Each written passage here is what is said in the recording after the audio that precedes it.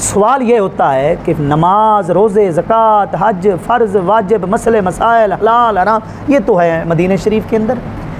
तो मक्का शरीफ के अंदर क्या होता रहा?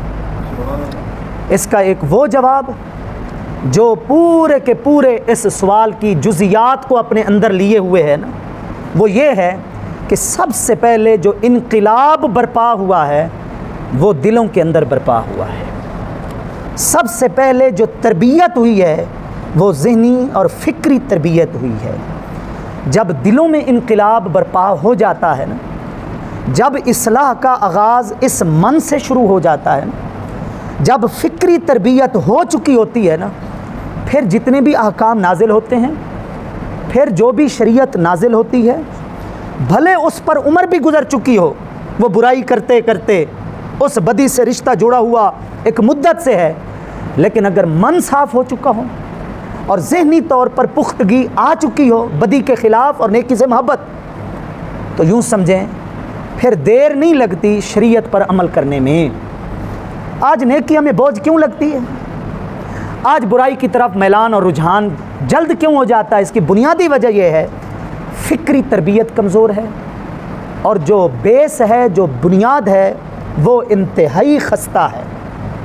कुरान मजीद ने हज़रात सहाबा किराम रिदवानुल्लाहि ताला अलैहिम अजमईन की तरबियत का जो अमली नक्शा हमारे सामने रखा है ना, वो ये है कि हब्बबा इलैकुमुल ईमान व ज़य्यनहू फ़ी क़ुलूबिकुम व कररहा इलैकुमुल कुफ़्रा वल फ़ुसूक़ा वल इस्यान, के ईमान, ईमानियात, ईमान के कबील से चीज़ें, नेकियां, ये उन लोगों के दिलों के अंदर महबूब हो गई, प्यारी हो गई, और कुफ्र, नाफरमानियाँ, गुनाह और जुर्म जो हैं, ये उन लोगों के दिलों में कराहत के तौर पर, नफ़रत के तौर पर ये चीज़ें दिखी जाने लगी, और इन चीज़ों के लिए उनके दिलों में कोई गुंजाइश बाकी न रही। अब आप ख़ुद बताइए वो मुआशरा कितना पुरअमन होगा, कितना सुकून वाला होगा, कितना रहमत और बरकत वाला होगा, जिसमें नेकी से मोहब्बत पैदा हो जाए और बुराई से नफ़रत पैदा हो जाए। बात ही सारी ख़त्म हो जाएगी।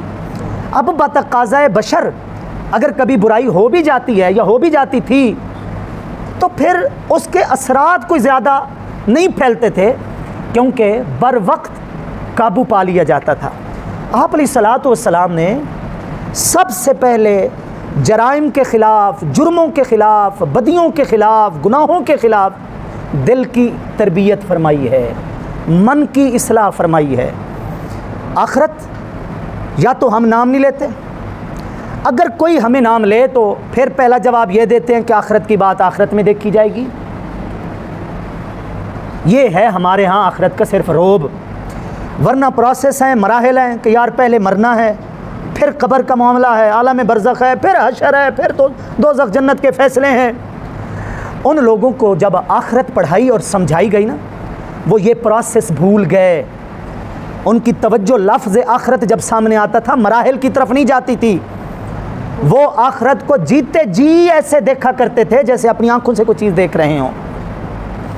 वो इस गुज़रती ज़ाहिरी ज़िंदगी को ऐसी चलती फिरती ज़िंदगी समझा करते थे कि गोया कि हर वक्त खुदा के रूबरू खड़े हैं और रब उनकी छोटी बड़ी आदात को देख रहा है, और वो हर वक्त इस तसव्वुर में है कि हमारे रब से कोई चीज़ छुपी हुई नहीं है।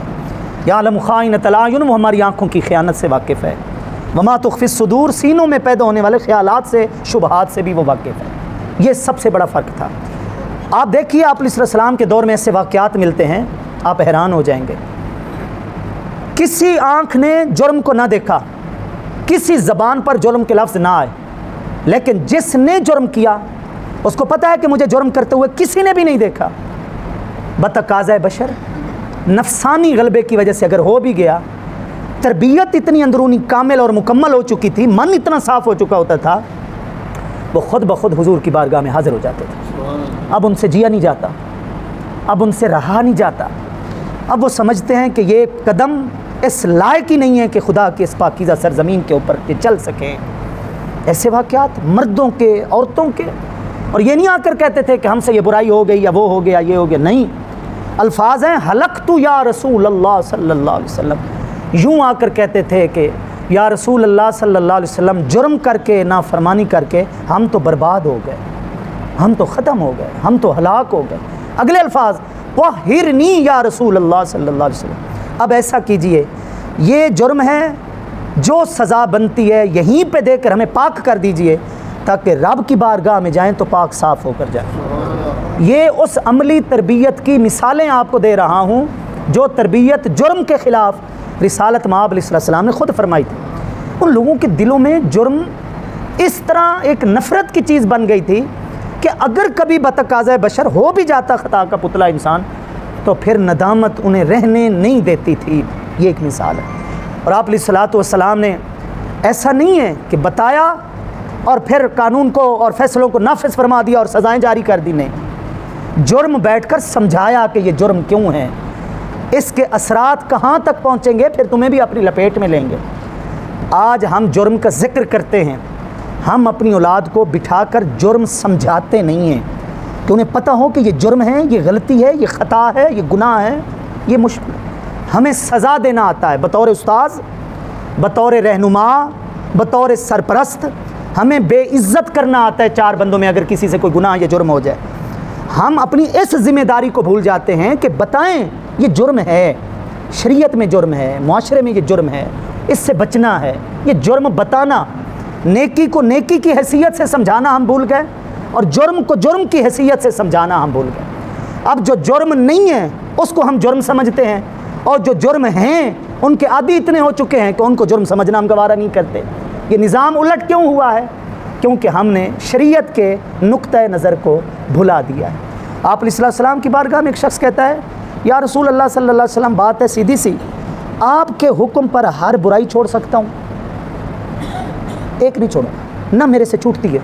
दो टोक अंदाज में अल्लाह के महबूब अलैहिस्सलाम ने ये नहीं फरमाया भाई ये कैसा बेबाक अंदाज़ है, नहीं, हर बुराई छोड़ दूंगा आपके हुक्म पर।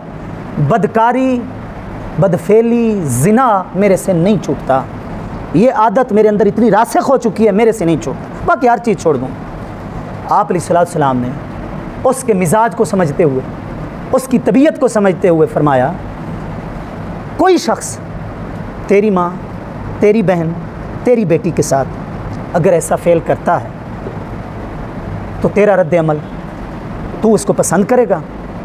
अब ज़ाहिर है एक अपने घर की बात आई तो गैरत जागी। उसने कहा ये तो नहीं हो सकता।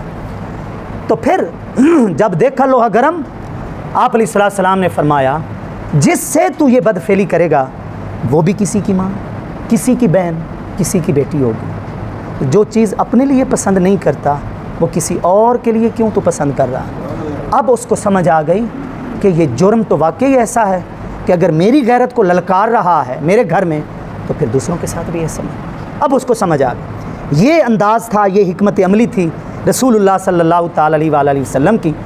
ऐसे नहीं अचानक को वो मैं कहूँ कि इलादीन वाला चिराग जैसे हम एक मिसाल देते हैं कि अचानक ही हर चीज़ हो जाए, नहीं, एक वक्त लगा है। आप अलैहिस्सलातु वस्सलाम के इस मिजाज के ऊपर एक किताब है, सोशल मीडिया के ज़रिए चूँकि मेरा पैगाम दोस्तों तक पहुँचता है, दर्स निज़ामी आलिम कोर्स के अंदर जो ज़ेर तालीम तलबा होते हैं ना, मैं उनको मशवरा दूँगा कि शेख अब्दुल फ़त्ताह अबू गुद्दा रहमतुल्लाह ताला अलैह की एक किताब ज़रूर पढ़ें जिसका नाम है अर्रसूलुल मुअल्लिम, अरबी ज़बान में। ये सऊदिया के वज़ारत तालीम के ओहदे पर भी रहे, मिस्र के थे, तो ज़्यादा अरसा नहीं हुआ इनकी वफ़ात को। मेरे पास इनकी बहुत सारी किताबें, लेकिन ये किताब कमाल की किताब है। इसमें इन्होंने यही मौजू छेड़ा है कि अल्लाह के हबीब अलैहिस्सलाम ने हिकमत अमली, प्यार के साथ, मसलहत के साथ, एक अच्छी नसीहत के साथ अपनी उम्मत की इस्लाह कैसे फरमाई है वो हम छोड़ चुके हैं। हमें ये पता है कि शराबी शराब कहाँ पी रहे हैं, हमने वहाँ छापा मारना है और अपनी सियासत की वजह से, माली मफाद की वजह से उन मुजरमों को पकड़ना है। लेकिन हमें ये पता नहीं है, पता होने के बावजूद हम ये फ़िक्रमंद नहीं है कि शराब बन कहाँ रही है, शराब पहुँच कैसे रही है शराबियों तक। ये सब कुछ जानने के बावजूद ये अड्डे हम बंद नहीं कर सकते। इस तरह जुर्मों पर कभी भी काबू नहीं पाया जा सकता। शराब तैयार होने से लेकर शराब का घूंट गले से नीचे उतरते तक जितने मुआमिनीन आते हैं, जितने हेल्पर आते हैं, जितने मददगार आते हैं, जितने सहूलियात फराहम करने वाले आते हैं, सब के ऊपर अल्लाह की लानत, अल्लाह के महबूब की लानत, अल्लाह के फरिश्तों की लानत। क्यों? जब बुराई बड़े दर्जे की है तो उसका सद्दे बाब और उसको रोकना भी उसी हैसियत से रखा गया। शुरू से उसकी जड़ को काटा गया ताकि इस बुराई को फैलने से रोका जा सके, जो हर बुराई की जड़ है। लेकिन हमने क्या किया, हमने इस हिकमत अमली को समझा ही नहीं, जिस वजह से हमारे मुआशरे के अंदर जराइम पर काबू नहीं पाया जा सका, क्योंकि अल्लाह के नबी अलैहिस्सलातु वस्सलाम की पेश करदा जो हिकमत अमली है कि जुर्म के ख़िलाफ़ नफ़रत दिलानी कैसे है, हमने इनफरादी तौर पर या इज्तिमाई तौर पर उन चीज़ों से रिश्ता तोड़ रखा है, जो हमारी सबसे बड़ी नाकामी है और कुछ भी नहीं। सज़ाएँ बिल्कुल आखिरी हल है। उस रेके चाहते ना 4 किताबां तू लथियाँ थे 5वां लथा डंडा, वो एक आखिरी हल है। हाँ, कुछ लोग ऐसे होते हैं जो ज़बान नहीं समझते, फिर उनको किसी और ज़बान में समझाना पड़ता है, लेकिन शरीयत का ये मिजाज नहीं है। शरीयत का मिजाज ये है कि आप ऊपर वाली कुर्सी पे बैठकर हुक्म और आर्डर नहीं जारी करें कि नीचे सारा निज़ाम ठीक हो जाएगा। शरीयत का मिजाज ये है इनफरादी ज़िम्मेदारियाँ पूरी करें, इज्तिमाई ज़िम्मेदारियाँ पूरी करें। हमारा सबसे बड़ा मसला ये है, हम इस्लाह चाहते हैं, हम कहते हैं सबसे पहले हमें कुर्सी मिलेगी तो हम इस्लाह करेंगे, वरना हम घर के सरबराह हैं, हम इस्लाह कर रहे हैं या नहीं। मेरे पास मिंबर व मेहराब है, मेरे पास इदारा है, मेरे पास बच्चे ज़ेरे तालीम है, मैं अपनी ज़िम्मेदारी अदा कर रहा हूँ या नहीं, मैं वालिद हूँ, मैं बतौर वालिद अपनी ज़िम्मेदारियाँ अदा कर रहा हूँ या नहीं। इस तरफ कोई किसी की फ़िक्र नहीं है, सारे इसी चक्कर में पड़े हुए हैं। हमें कुर्सी मिले, हमें रोब मिले, हमें आर्डर मिले, हमें मनसब मिले, हमें डंडा मिले, देखना जरा मैं कैसे निज़ाम को ठीक कर सकता हूँ। ऐसे निज़ाम अम्बिया ने भी ठीक नहीं किया जैसे हम करना चाह रहे हैं, जो अल्लाह के भेजे हुए लोग थे। असल तरीका ये है, दिलों में बुराई के ख़िलाफ़ पहले नफ़रत तो पैदा करें, लोगों को पता तो चले ये जुर्म है और मुझे नहीं करना। फिर हिकमत अमली के साथ उसके जो भी मराहल होते हैं उनका सद्दे बाब किया जाए, उन रस्तों के ऊपर रुकावटें डाली जाएँ जो रस्ते बुराई की तरफ जाते हैं। वो उमर जो शादियों